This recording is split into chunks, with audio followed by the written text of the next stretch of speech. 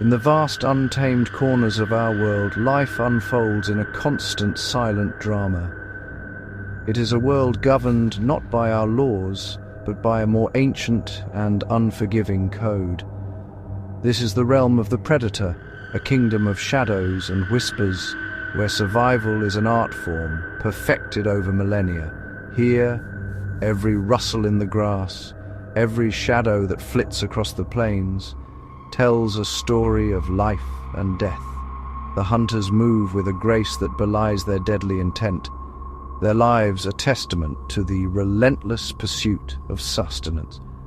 We see only glimpses of this hidden world, brief flashes of the fierce and beautiful struggle that plays out day after day, night after night. Beneath the veneer of serene landscapes lies a complex web of rivalries.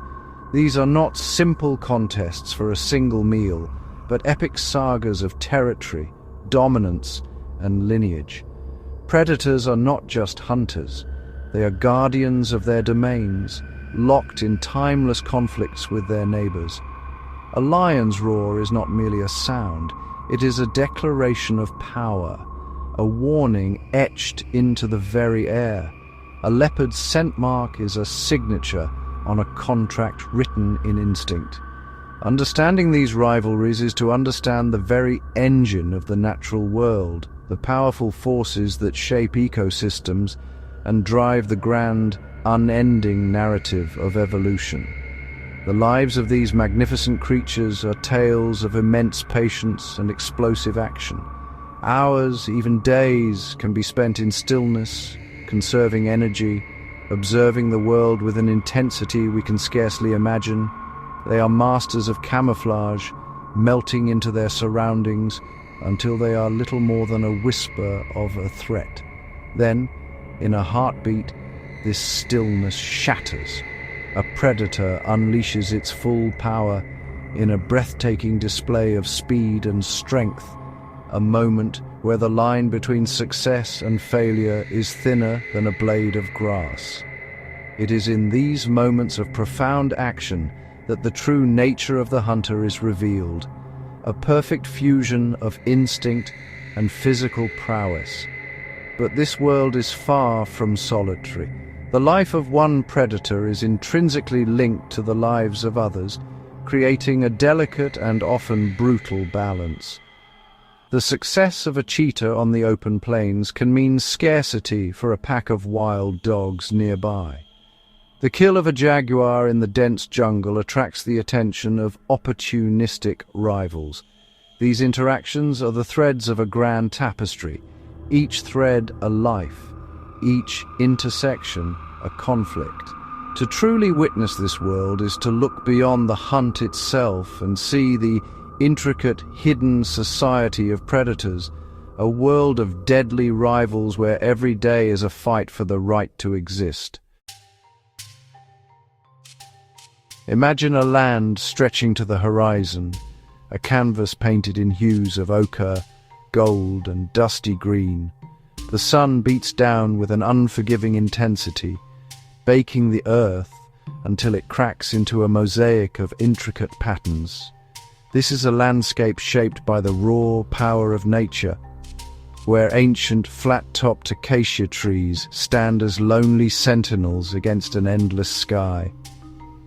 The wind is a constant presence here, a restless spirit that whispers through the tall, dry grasses, carrying with it the sense of distant rain and the dust of ages. It is a place of stark beauty, a theatre where the greatest dramas of the natural world are performed.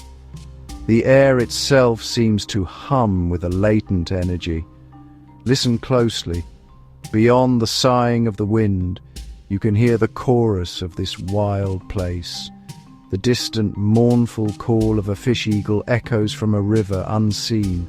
The soft rustle of leaves might be the wind, or it could be the cautious footstep of a creature on the move. The drone of insects forms a constant, almost hypnotic undercurrent of sound, a soundtrack to the patient waiting game that defines life here. Every sound has a meaning. Every silence is filled with anticipation. It is a world that demands to be listened to as much as it is to be seen. As daylight begins to fade, the landscape transforms. The harsh glare of noon softens into a palette of deep oranges and purples. Long, dramatic shadows stretch out from every rock and every blade of grass, creating a new world of concealment and mystery. This is the time of the hunters, the twilight hour when the balance of power shifts. The air grows cooler and a sense of expectation descends upon the plains. The grazers grow more anxious, their heads rising more frequently, their ears swiveling to catch the slightest hint of danger. The world holds its breath, waiting for the night's first act to begin. This is a realm of high contrast, both visually and metaphorically. The brilliant white of a sun-bleached bone stands stark against the rich, dark earth. The sleek, dark coat of a predator is a moving void against the pale, shimmering grasses. It is a world of absolutes, success or failure, feast or famine, life or death. There is little room for compromise in this ancient land. Survival depends on reading the signs, on understanding the subtle language of the environment, and on mastering the art of remaining unseen until the perfect moment to strike. The stage is set for the players to make their entrance. In the dappled light of the woodland's edge, a leopard moves with liquid grace. She is the embodiment of stealth, a mosaic of shadow and light against the forest floor. Each muscle in her powerful frame works in perfect harmony as she glides between the tangled roots of an ancient fig tree. Her rosette-patterned coat is more than just camouflage, it is a cloak of invisibility. She places each paw with deliberate care, making no sound, disturbing not a single leaf. Her objective is not just to hunt, but to do so in absolute secrecy, for she knows that in this kingdom, every success attracts unwanted attention from her most persistent rivals. Suddenly, the night air is shattered by a sound that is part whoop, part maniacal laughter. It is the call of the spotted hyena, a sound that strikes a chord of unease across the savannah. A clan emerges from the darkness, their powerful sloping forms moving with a confident loping gait. They are the antithesis of the leopard's solitary elegance. Where the leopard is a silent ghost, the hyenas are a boisterous, formidable force of numbers. Their strength lies in their social bonds and their relentless, bone-crushing power. They are the opportunists, the enforcers of the plains, and their presence changes the dynamic of the night entirely. The leopard has made a kill, an impala, and with immense effort she begins to haul her prize towards the safety of a tall, broad-limbed tree. It is a race against time. The scent of blood is a siren's call on the night wind, and it has not gone unnoticed. The hyenas, guided by their extraordinarily sensitive noses, are closing in. Their whoops and giggles grow louder, more insistent, a chorus of impending conflict. The leopard's muscles strain as she drags the carcass, her breath coming in ragged gasps. The tree is her only sanctuary, the one place where the hyena's terrestrial power is rendered useless. At the base of the tree, the confrontation begins. The leopard, safely perched on a thick branch with her meal secured, snarls down at the circling marauders. The hyenas leap and snap at the air, their eyes glowing in the darkness, their calls a cacophony of frustration and aggression. This is a battle of strategies. The leopard's skill in climbing versus the hyena's overwhelming numbers and persistence. For now, the leopard is safe, but she cannot rest. She must eat quickly, ever watchful, for the hyenas will wait, hoping for a mistake, a single dropped morsel. This is the nightly duel, a timeless rivalry between the solitary ghost and the loud, relentless shadows. The river is the lifeblood of this land, a shimmering ribbon of silver carving its way through the dry plains. Its banks are a chaotic jumble of thick reed beds, muddy shores, and sun-bleached driftwood. Here the air is heavy with the scent of wet earth and decaying vegetation, a primal perfume that speaks of life in its most elemental form. The constant, gentle murmur of flowing water provides a soothing backdrop, but it is a deceptive calm. This river's edge is a critical resource, a place where paths cross and territories overlap, making it a hotspot for some of the most dramatic confrontations in the animal kingdom. It is a place of immense opportunity and equally immense danger. Lurking just beneath the placid surface is one of the continent's most ancient and formidable predators, the Nile crocodile. It lies in wait, a living relic from a time of dinosaurs. Only its eyes and nostrils break the surface, appearing as little more than floating debris to the unwary. Its stillness is absolute, a study in predatory patience that can last for hours.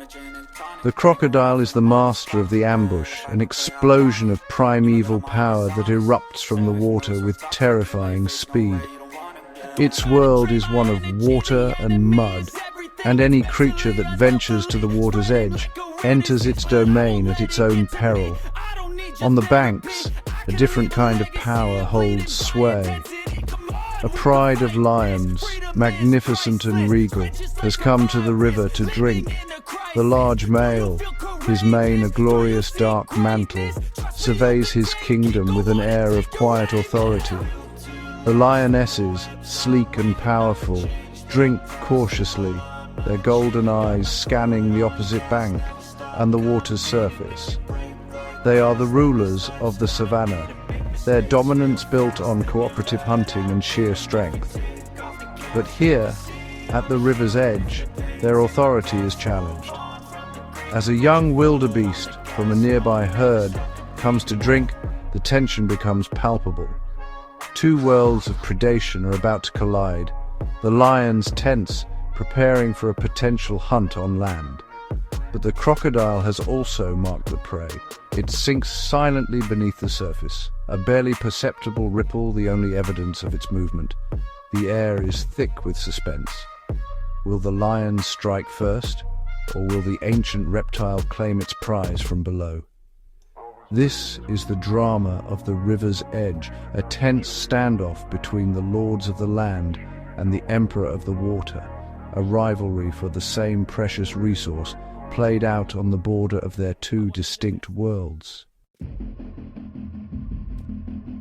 The standoff at the riverbank escalates. The lions, seeing the wildebeest isolated, begin their stalk. They move low to the ground, their bodies flowing over the terrain like liquid gold. Every step is calculated, their movements synchronized by an unspoken understanding. The lead lioness fixes her gaze on the young animal, her tail twitching almost imperceptibly. The wind is in their favor, carrying their scent away from their quarry. The rest of the pride spreads out, forming a crescent, a classic tactic designed to cut off any escape routes. The tension is a physical thing, a coiled spring ready to be released in a devastating burst of speed and power. But from the depths, the other hunter makes its move. The crocodile, which had been positioning itself with silent precision, erupts from the water.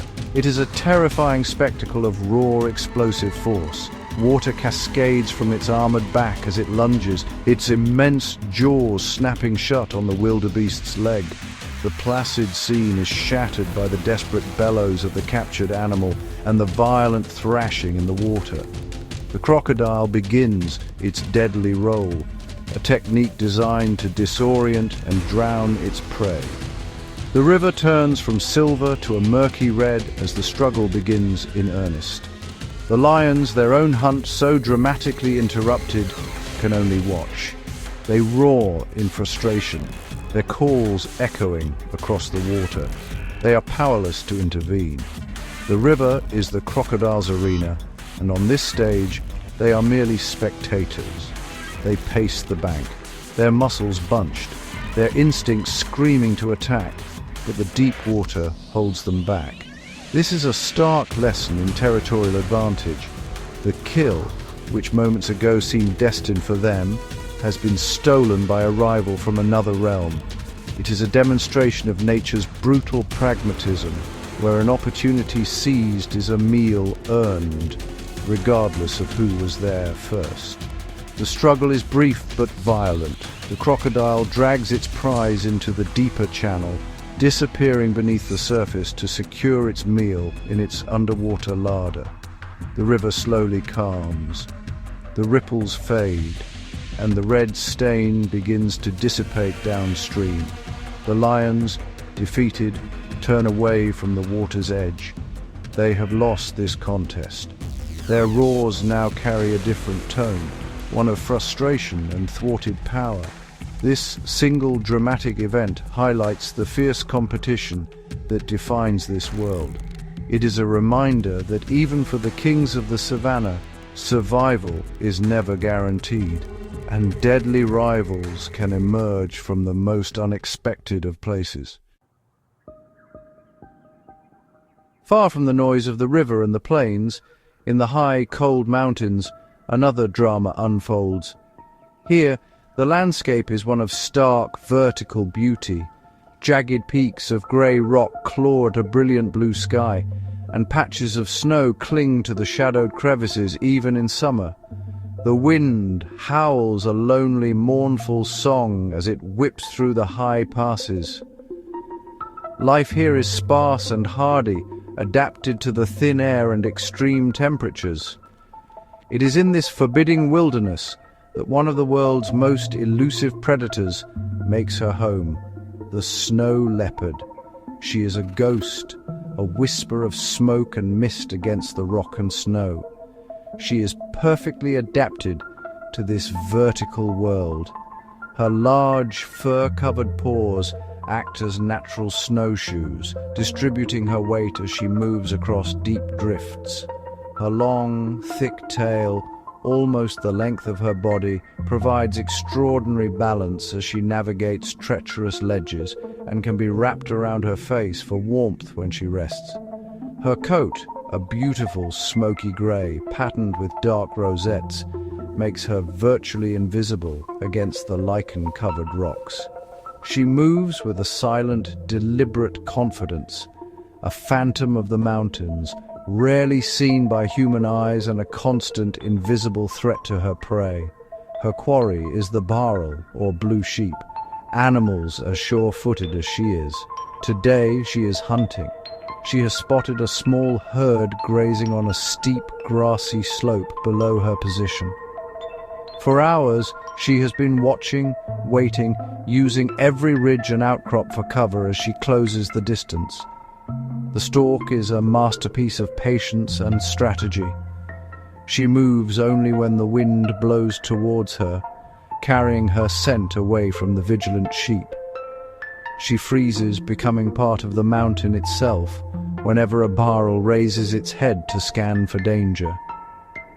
The air is thin, and every movement is taxing, but she is relentless. The final approach is the most critical phase. She is now just meters away, coiled behind a rock, her muscles bunched like powerful springs. The bharal are unaware, their heads down, grazing peacefully. The snow leopard's focus is absolute, her entire being concentrated on the single animal she has chosen. The wind drops, and in the sudden, profound silence of the high mountains, she prepares to launch her attack. In this silent, isolated world, the ancient dance of predator and prey is about to reach its stunning, explosive climax, a moment of pure survival played out on the roof of the world. In the boreal forests of the far north, under the canopy of ancient pines and firs, a different kind of rivalry plays out. This is a world of deep shadows and dappled sunlight, where the ground is a soft carpet of pine needles and moss. The air is crisp and cool, carrying the rich, earthy scent of the forest.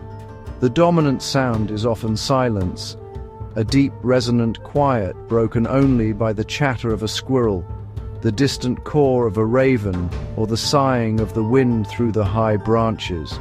It is a landscape that rewards stealth and cunning, and here two masterful predators share a tense and often overlapping territory. The grey wolf is a creature of legend, a symbol of wildness and intelligence. Wolves are social hunters, their strength derived from the pack, a complex family unit bound by loyalty and sophisticated communication. They move through the forest like grey phantoms, their long legs carrying them tirelessly over vast distances. Their hunts are coordinated efforts of strategy and endurance, often targeting large prey like moose or elk.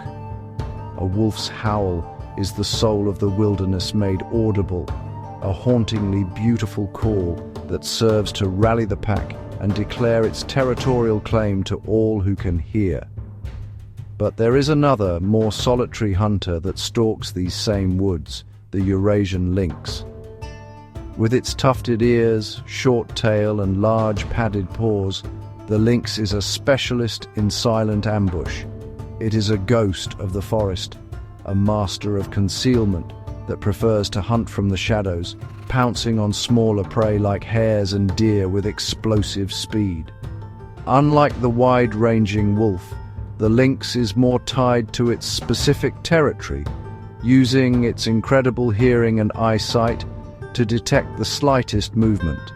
It is a patient and methodical hunter, relying on surprise rather than a long chase. The rivalry between wolf and lynx is subtle but constant. It is not a battle of open confrontation, but one of avoidance and competition for resources. The presence of a wolf pack can force a lynx to abandon a kill or move to a different part of the forest. Wolves, with their superior numbers and size, will actively drive out or even kill a lynx if they encounter one. The lynx, in turn, must use its superior stealth and climbing ability to evade these larger competitors. The rustle of leaves could signal a hare for the lynx, or it could warn of an approaching wolf pack, constant tension that defines the secret life of these two northern hunters. As we return to the African plains, the sky darkens. The air, once dry and hot, becomes thick and heavy with humidity. Distant thunder rumbles, a low guttural growl that promises relief from the long dry season. A storm is gathering, and this dramatic shift in the weather brings with it a change in the behavior of every living creature. The wind picks up, whipping the tall grasses into a frenzy and carrying the scent of rain. The herbivores grow restless, sensing the imminent downpour. For the predators, this is a time of great opportunity. The noise and chaos of the storm provide the perfect cover for a hunt. A clan of spotted hyenas, the same rivals that challenged the leopard, are on the move. Emboldened by the fading light and the approaching storm, their confidence is high. Their whooping calls are carried on the wind, a disquieting sound that seems to merge with the rumbling thunder. They are not just scavengers, they are formidable hunters in their own right, and the impending chaos of the storm masks their approach. They move as a cohesive unit, their dark shapes barely visible against the darkening land, their eyes scanning for any sign of weakness in the nervous herds. Meanwhile, the pride of lions, having lost their meal at the river, is also hunting. The large male stays back, his presence a symbol of the pride's strength, while the lionesses take the lead. They use the rising wind to their advantage, moving upwind of a herd of zebra, their scent carried away from their intended targets. The darkening sky and the noise of the wind allow them to get closer than they could in the clear light of day. The first fat drops of rain begin to fall, splattering against the dusty ground and kicking up the rich smell of wet earth. The hunt is on, and the stage is set for a major confrontation. The two groups of predators are on a collision course. Both have targeted the same scattered herd of zebra, and in the confusion of the storm, their paths are destined to cross. The lions initiate their attack, a lioness bursting from cover in a blur of tawny muscle. But as they move in, they find the hyenas are already there, harassing the edges of the herd, attempting to separate a foal from its mother. The storm breaks in full force, rain lashing down, and in the flashes of lightning, we see a chaotic scene. Lions and hyenas, mortal enemies, clashing over the same prize in the heart of the tempest. The clash in the storm is a primal scene of fury and sound. Lions roar, their deep calls competing with the thunder. Hyenas whoop and cackle, their numbers giving them a boldness that defies the lion's superior size.